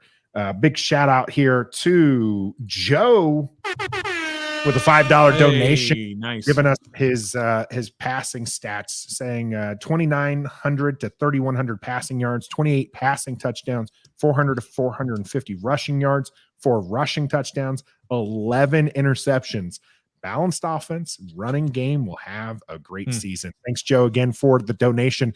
And if those are the stats that we get from Sam Howell, we're absolutely making the playoffs with those kind of stats. The reason why this is the best one for me is because he's the most decorated and seasoned acquisition out of the names that you just mentioned. Outside of Shanahan, who also has 2 and Joe Gibbs. And Joe Gibbs, who has 3 Super Bowl champions. I mean, McNabb went to the FC Championship, had great seasons, but he didn't win a Super Bowl. Champ Bailey, Clinton Portis, that is what it is. Who else did you say? The RG3, Spurrier. Only Spurrier. RG3, we only based that off a Heisman season in college. We had no idea how to be in the pros, and we couldn't believe it. We mortgaged the whole draft to go get him. So it was like he was still improving. But Bieniemy, he's helped, been a part of 4 straight AFC championships, 3 Super Bowl trips, 2 out of 3 he won. Pat Mahomes has thrown like for a bajillion yards and touchdowns. Yeah. He's gotten Pat Mahomes 2 Super Bowl or 2 MVPs. Like he's done a lot. And then for him to come to the most, nationally known dysfunctional national dysfunctional organization in the NFL, he comes here to be our OC and assistant head coach. Yeah. That's just, I mean, for me, it's like, I did tear up when we actually did it because I never thought he would come. And like, I'm just like, we have a decorated offensive NFL mind in our building now, like as a part of our staff. Yeah. During the time where we were talking about preseason, no one's going to want to come coach or play here because we have that dark cloud above our head. And we still do until the sale happens. But we got Eric Bieniemy, just gives us hope now, I think. So that's me personally why I think that's the best. Which, by the way, Trev, you talked about how he got a pay raise and everything. You throw enough money out there, they'll come here. Dark cloud, it doesn't matter. But you think we said the same thing to Pat Shurmur and Thomas Brown and Anthony Lynn that we'll give him the same title? No. Really? No, not at all. No, they didn't offer. I don't think it's necessary for some of the other coaches that, like, especially Thomas Brown. You don't need to name him assistant head coach. That's going to be his first. Oh yeah, well, well, he got an OC job too, by the way. He did. And here's I kind of pointed out, and I know several other were on this track of wanting an young offensive coordinator, kind of one of those young and upcoming guys. Yeah. I'm by no means disappointed that we've landed Eric Bieniemy. It didn't quite, wasn't quite the target I had in mind, but that's largely because I didn't think EB was an option for us. I really didn't. Right. I didn't think that it was going to, play out this way, but it really seemed, after you look at it all, the last week or so, EB looks like he had targeted Washington as this is the one, this is the team I want to go to. And it kind of fell that way with Baltimore signing theirs and everything. So I have one more that I was really hyped for. Yeah. When it happened, and it absolutely blew up. But when they signed Scott McCloughan to be the GM, oh, bro, you remember that? Scott, I was so and Scott hyped. we trust. And Scott we trust. He was the player's GM. Like he knew who to bring in, who to go after. Yeah, people still defended him well after, thinking that Bruce Allen was trash, and that might still be true. But I mean, it was definitely an interesting tenure. And do you remember when I was doing all this research and I totally forgot this, who the offensive coordinator was before Scott Turner for Jay Gruden's last year? Come on, he's one of the big three that they always point out. Or Sean I guess McVay, big Kevin four. O'Connell. Yeah. Mhm. I'd kind of forgotten that. How That did he you was forget good. that? It mentioned it all the time. I know, but I Kevin just O'Connell, Sean McVay, Yeah. Kyle Shanahan, Mike McDaniels, all Some former Slowick guy just got you a know. job too that used to be here. Yeah. Who did? Some Slowick guy for Detroit. Oh yeah, Slowick. Yeah. Ben Slowick. I think he's just a special. Scott teams Turner guy. went to Vegas. Yeah, but they didn't get Nah. big jobs. I'm not mad about KOC. He's been playing with Kirk Cousins for a while, so he's used to that failure all the time anyway. So I'm not really worried about that at all. Well, it'll be interesting to see how EB plays out. Gregory was in here earlier. I don't know if Greg's still watching, but he did preach some patience, and that's fair. A lot of games to be played. We're very excited right now. We need to see how this goes. This could, much like some of those other ones that we mentioned, a couple people teasing in with the Deion Sanders and the Albert Hainsworth, not play out. But I think right now there's a lot of optimism, and we'll be getting to Hey Scotty's question here on Hard Knocks in the cool down, because two of these people on this particular group of people would like that to happen. One of us, not so much. That and Payne the Man coming up in the cool down. The cool down is brought to you by Manscaped. Ever since my Nathan started using their products, I can't cool down. Fellas, trust me. Go to Manscaped right now and get 20% off and free shipping by using the code REF. Your ladies will appreciate you. Now back to Trev, Stoner, and my Manscaped man, Nathan. You got to listen to the lady. Go out to manscaped.com. Get one of those products. Maybe you want the Performance Package 4.0. It's the all-in-one grooming kit. Or maybe you just need the Lawnmower 4.0 by itself for that trimmer for groin and body grooming. Get yourself nice and slick and well kept on manscaped.com. Use the code REF for 20% off and free shipping. Hard Knocks, guys. You two love the idea of Washington and Hard Knocks. I lean more towards Michael. Hard Knocks is a distraction. I hope someone else gets stuck with that nonsense. Go Why back do and you defend the What's Hard the Knocks? difference of them being filmed during games and then filmed during practice? What's the difference? Well, they do. I mean, they do. They are a little bit more intrusive. You know, they're going to be there in meeting rooms, and there's a lot of logistics to it. Bring it. But from an entertainment standpoint and an informational standpoint, I love it. Want to know why? Go ahead, Stoner. Why? Why I would love it? Yeah. Well, I mean, just think about how amazing training camp would be if Hard Knocks is there. And you've got Eric Bieniemy is the new offensive coordinator. He's like Trev is saying, it's the biggest thing that's ever happened in his lifetime, biggest acquisition, right? You've got the Sam Howell quarterback situation, the sexy, young, first-year starter, should have been starting last year, should have been a first rounder, whatever, that whole storyline. You've got a new owner. So all of that, potential, you'll have it by June or July when you're in training camp. You're definitely going to have that. With the new owner comes all the stadium talk, because that's going to, I mean, almost immediately after you get a new owner, they're going to start talking about stadium stuff. So you're going to get all that cool information about stadium and everything going on. You're going to have all the new offensive linemen. You know, they're probably going to pay $30 million in offensive linemen in the offseason, or high draft picks or whatever. Bingo. Right. And then just look at your personalities, you know, your Chase Youngs and your McLaurins and your Robinsons and Dotsons. And again, Rivera. Sam Howell and Jamin Davis is actually a personality, right? And Sweat and all that you're going to see all the time and get more information on. That's going to be just amazing. Whether it's just going to be the place to be in Washington, very all access in the type summer. deal. No, I will say, if they were selected for it, I don't want it, but if they're selected, you put that right in my veins. Like, you're right. Inject it all. Right. I'm not going to pass up on Washington content. Yeah, I just don't think that I want it, I guess, in the sense that I would want that content, but I do think that I'll pass. Like, let some other team get it. Trav, you're big. You're out there with the fingers. What other things on there would you entice you for watching? Wanting Hard Knocks here.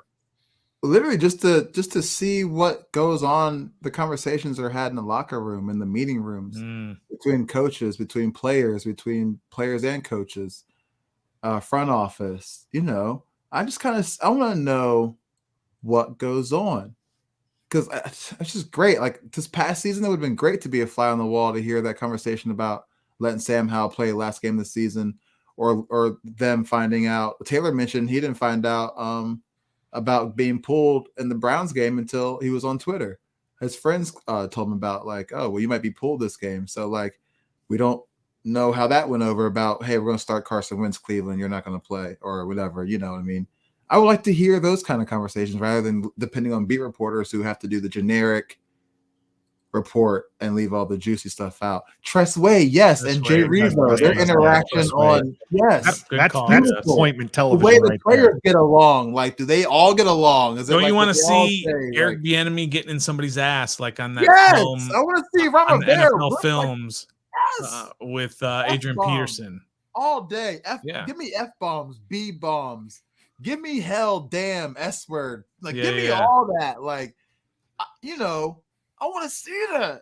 Ron Rivera ripping I'm with you. I'm with you, Trev. Like, remember when he was ripping Thomas Davis and Luke Kuechly, like, and they the stars of Carolina, but he was ripping them. Like, I want to see that. Mm-hmm. That's what you. Yes. That's we get on their cases about not knowing what's going on here and there. But, exactly. But let us know. Let us in. Yeah. Yeah, man. I'd love it. Yeah, like I said, I would absolutely be watching it if it comes on. I agree with some of these others. It's possibly just too much distraction. Gus Bruss, I think mentioned, here the team actually has some pretty mild personalities. So Chase Young's mild. Okay, Tressway's mild. I'm not saying they don't have jokers. Plus, I will say this: they are mild in front of us, but we've seen some of the joking behind scenes, and we've seen how important this can mean. I mean, just think about, and this is positive light. I know I said I don't want it, but I mean, in the positive light, just think about getting more content like we did for Ron Rivera, telling those guys they made the Pro Bowl. Right. The emotion you saw on Terry, the emotion you saw on Tressway, not for himself, but for Reeves, and you get to see that connection, and then you see Reeves who battled it back. It's almost like I would actually prefer watching a Hard Knocks from last season, where we get to see Reeves finally make a roster, where we get to see Brian Robinson, recover from being shot and what that would look like, rather than what's going into this next season. I want a year. I want to see John Bates working with the offensive line. I want to see them talk really sentimental about Jared Patterson on the day before he gets cut. I want to see that. Exactly. I want to know his hard-working story he had right. on the fly before they cut him. Yeah, we want to see all that insight. You know how they have that one player that doesn't make the squad, but they focus on him like he's a hard. That's Jared Patterson. Yeah. Gus Bus with a good one here. Actually, we could stealing everyone's girl. All right, fair enough. One of the things you would see potentially on a Hard Knocks series is Daron Payne playing under the franchise tag, or how that might all play out. Rumor is, guys, or at least the way that it seems to be heading for the team is Washington Commanders will franchise tag Daron Payne. Stoner, what are your thoughts on that? Yeah, I think they will, and that's obviously the smart thing to do. You got to tag him so that you can still control his rights. And do you tag him and sign him to work on a long-term deal? Do you tag him and then just have him play out the year on the tag, or do you tag him and trade him? Me personally, I'd tag him and trade him if they can get a good deal for it. Just because, again, we've talked about it ad nauseum, but just the contracts that are coming up on that defensive line for the next couple of years, I think he's more replaceable than the others. As great as he is, I just think that position is not as important as some of the other positions. But tagging him is the right thing to do. I think you can even take the tag off at us before a certain point too. If you don't like the way things are going, you can just say, you know what? We take the tag off and you can go on and be a free agent now. Maybe that's like right before free agency. I'm not sure of those specifics. Yeah, you're going to have to look a little bit into that one to make sure that we're not spewing something. One of the things Gus Bus is asking here is, does tagging Payne eliminate us from Aaron Rodgers or Lamar Jackson sweepstakes? And the answer is not necessarily. Namely, because if you tag him, you could potentially use him in a trade deal. Like Lamar Jackson could get tagged and trade as well. Aaron Rodgers can just get traded.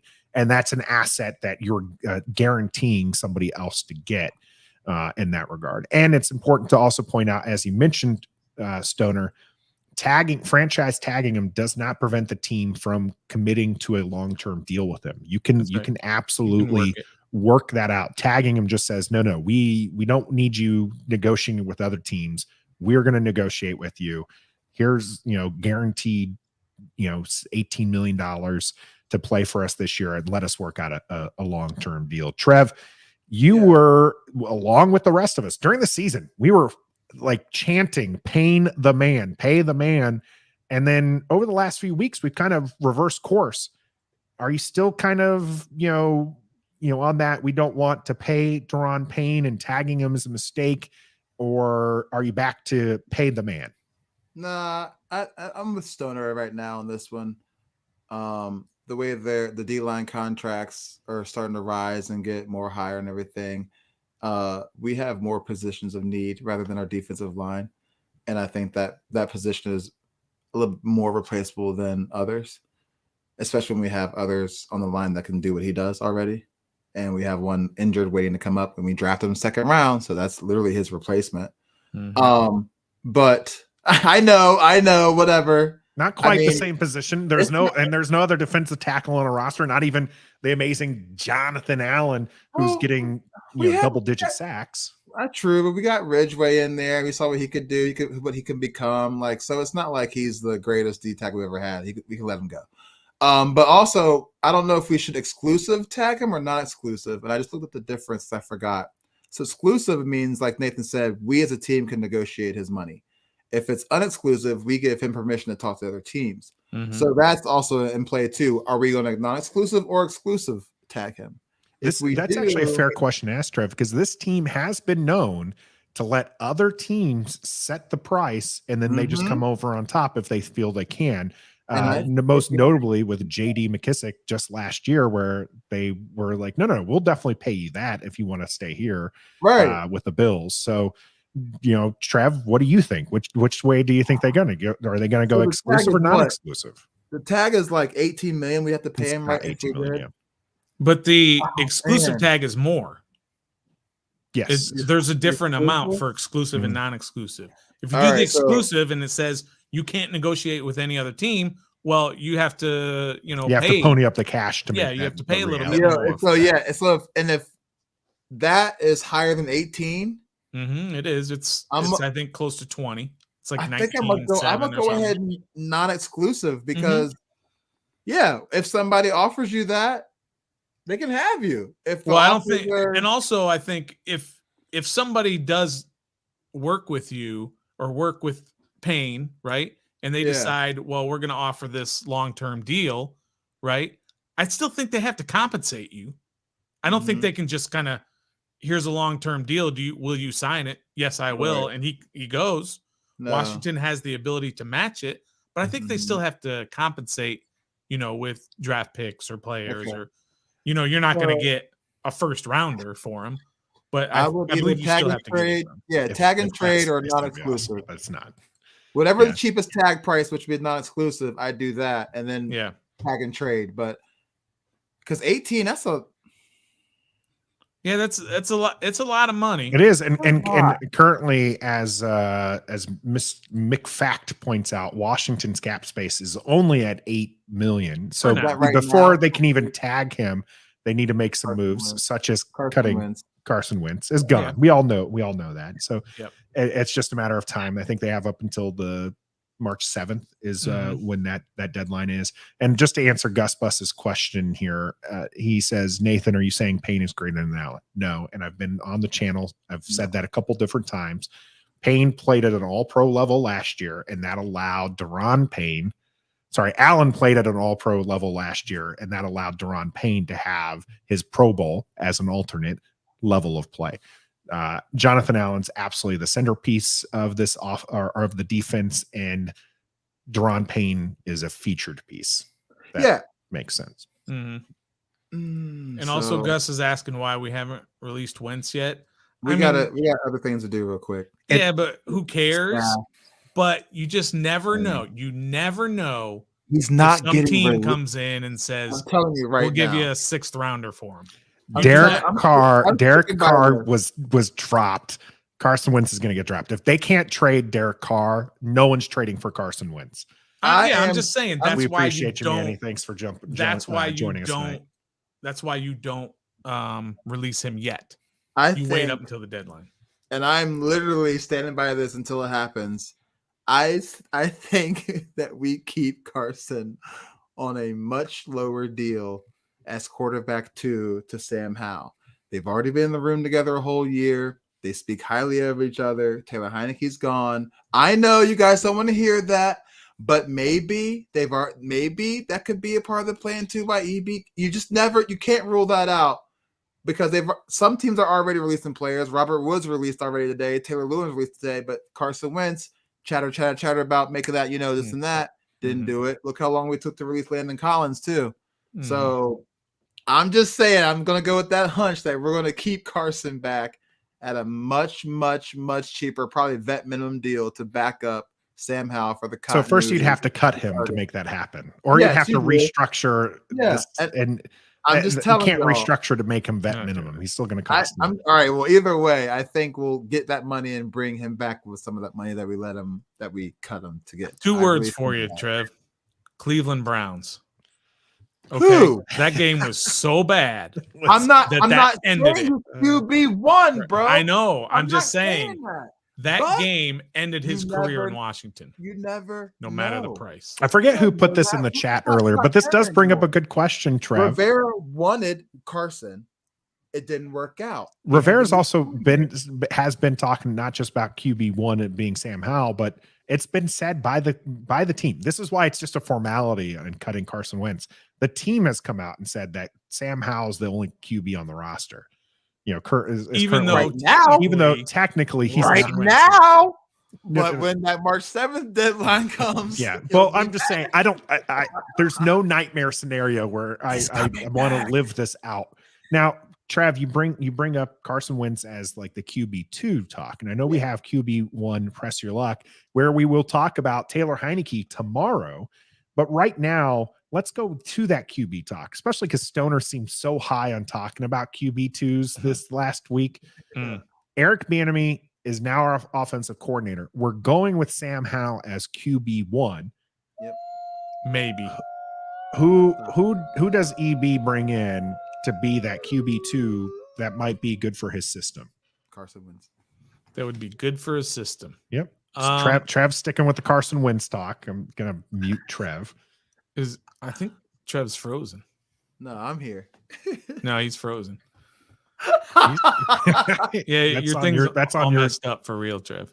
Is it really? Jump out and back in. Yeah. No, it's just you, Stoner. I see him and move just fine. Really?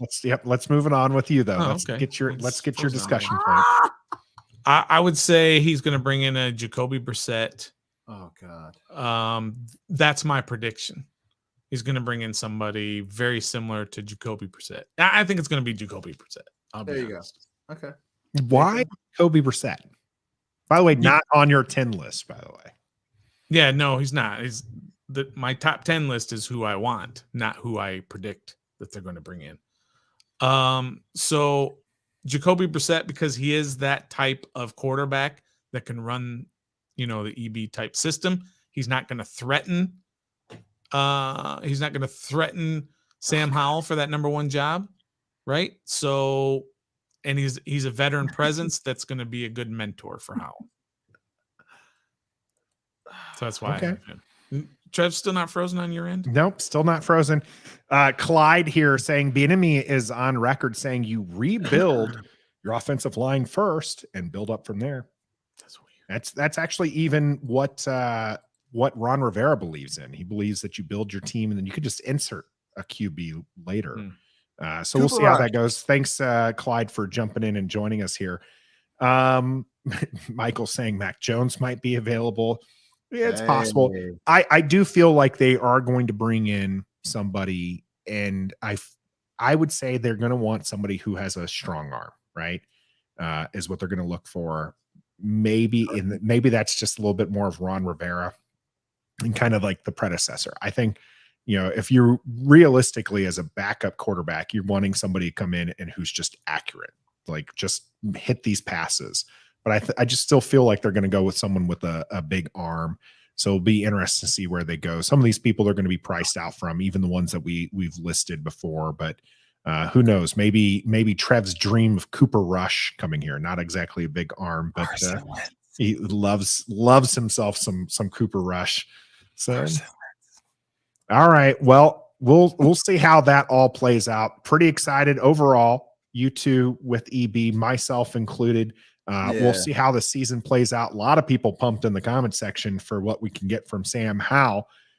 We're going to continue that QB1 talk, like I said, tomorrow with Taylor Heineke. So make sure you check back here on our YouTube channel to see that video. You can catch Teddy Bridgewater in our discussion about Teddy from earlier this week as well. Of course, we're live every Wednesday here on Facebook, YouTube, and Twitter. Make sure you hit that like button for us.